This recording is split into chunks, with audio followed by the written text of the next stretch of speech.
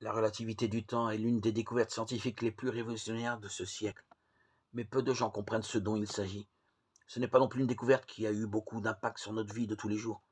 C'est peut-être sympathique, philosophique, pour un croyant de réaliser que rien n'est absolu, que Dieu. Cela ne change néanmoins pas grand-chose.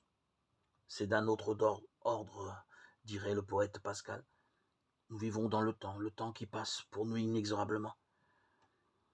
Je suis plus vieux à l'instant où j'ai prononcé mon premier mot dans cet audio, lorsque j'ai commencé cette phrase.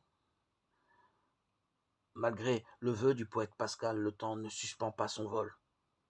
La seule chose sur laquelle nous ayons prise, c'est le présent, en prévoyant un tout petit peu comme il conditionne l'avenir immédiat.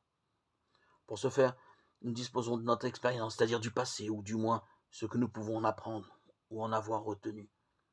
Une des caractéristiques du monde dans lequel nous vivons, c'est la rapidité de son évolution. Personne ne le conteste. Les moyens dont dispose l'homme dépassent largement ce que l'on pouvait imaginer il y a 50 ans, que ce soit en énergie, en rapidité de communication ou en capacité d'intégrer une multiplicité de données dans un raisonnement.